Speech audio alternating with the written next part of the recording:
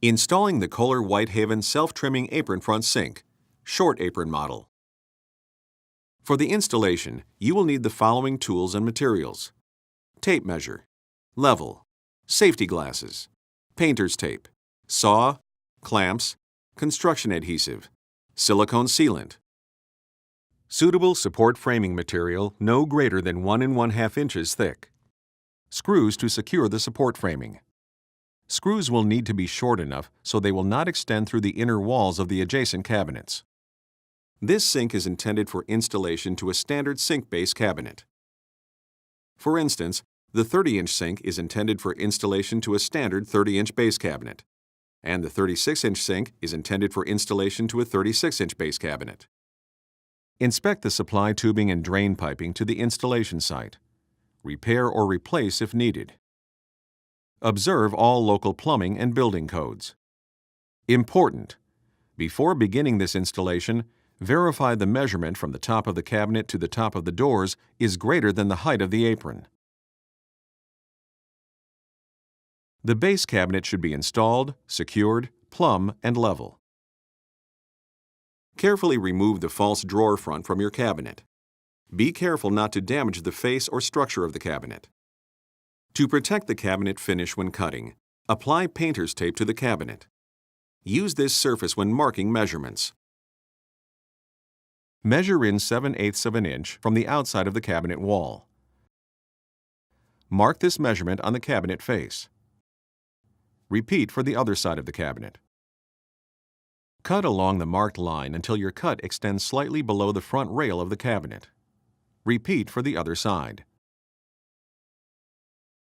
Follow along the bottom edge of the rail and cut toward the outside of the cabinet until you intersect with your first cut. Repeat for the other side. If your cabinet has a center support, cut along the bottom edge of the opening to remove it.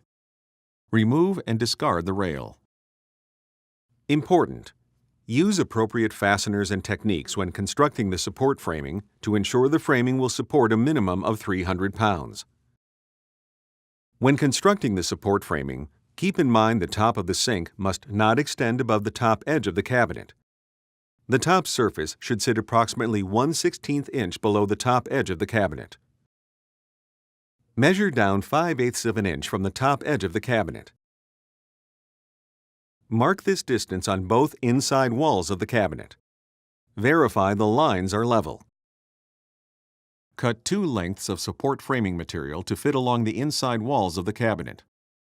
Apply construction adhesive to one of the supports and align the top of the support with one of the marked lines. Verify the support is level, then use clamps to hold the support in position. Secure the support with screws. Install the second support. For additional support, you can install vertical supports to run from the installed supports to the floor of the base cabinet. If available, install the strainer assembly to the sink. Notice: risk of personal injury or property damage. Cast iron sinks are heavy. Get help when lifting or moving the sink. Lower the sink onto the supports. Verify the sink is fully supported. Push the sink in until the apron is snug against the front of the cabinet.